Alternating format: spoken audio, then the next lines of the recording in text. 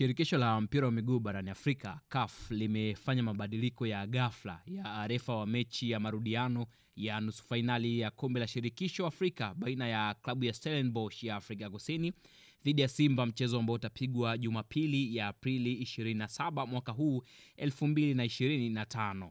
Awali refa aliyepangwa kuchezesha mchezo huo alikuwa ni Amin Omar kutoka Misri, na sasa timu hizo zitachezeshwa na Mohamed Maruf Eid Mansour ambaye naye anatoka nchini Misri. Lakini ukifikiria katika sababu hizi, haijafahamika bado sababu za CAF kuchukua uamuzi huu wa kumbadilisha Amin Omar ambaye hana historia nzuri na Simba katika mashindano ya kimataifa.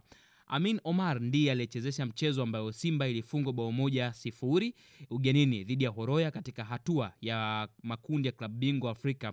Hii nakumbuka ni msimu wa mwaka 2022-2023. Kumekuwa na usiri mkubwa sana katika ufanyaji wa mabadiliko hayo na utangazwaji wake na CAF kuelekea mchezo huo uliobeba hisia na mvuto mkubwa kwa nchi za Afrika Kusini pamoja na Tanzania kiujumla. Mwamuzi huyu Mansour atasaidiwa na wenzake kutoka Misri ambao ni Mahmoud pamoja na Ahmed Ibrahim, ambao ilikuwa tangu awali wawe wasaidizi, lakini pia kuna mabadiliko kwa refa wa akiba ambapo sasa atakuwa Mahmoud Nagi naye kutoka nchini Misri. Mtathmini wa refari asesa atakuwa ni Benchir Hassan kutoka nchini Tunisia, na kamishna wa mchezo atakuwa Kalesitse Gilika wa Botswana. Lakini pia hakuna mabadiliko kwa upande wa marefa ambao watasimamia teknolojia ya VAR ama video assistant referee, ambapo kuna Mahmoud Ashur na Mahmoud Elbana. Hawa wote wanatoka nchini Misri. Na kumbuka Simba imewahi kukutana na refa huyu Mansour mara mbili, ambapo mara ya kwanza refa huyu wakati yuko amesimama kati, Simba ilitoka sare ya bao 1-1 dhidi ya ASEC Mimosa kwenye hatua ya makundi ya ligi ya mabingwa Afrika msimu wa mwaka 2023-2024.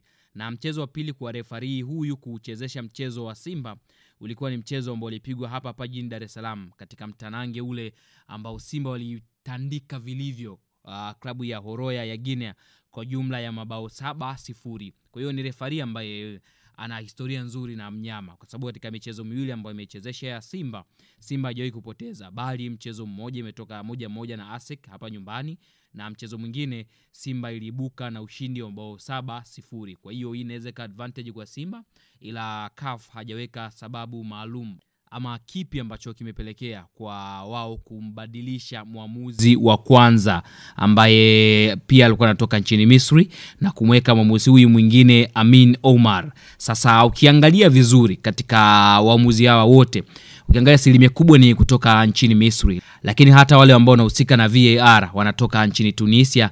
Kwa hiyo ni mchezo ambao umetawaliwa na Waarabu ambao watasimamia teknolojia hizi pamoja na mambo mengine makubwa ambayo tunatarajia yatafanyika hapo uwanjani. Hapa tunaongelea VAR, tunaongelea fourth official, tunaongelea kamisa wa mchezo pamoja na watu wengine ambao wanahusika na mchezo huu. Mchezo huu utapigwa tarehe 27 pale nchini Afrika Kusini, ambapo Simba anahitaji ushindi ama anahitaji sare yoyote ile ya magoli au sare tasa pia.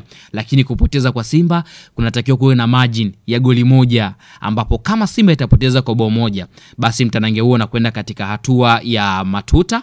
Lakini kama Simba itapoteza kwa jumla ya mabao mawili, basi itakuwa imetoka. Kama itapoteza kwa jumla ya mabao 2-1, basi Simba itakuwa imevuka kwa ile advantage ya goli la ugenini. Lakini taarifa ndo hiyo, mwamuzi amebadilishwa na shirikisho la kandanda barani Afrika, CAF.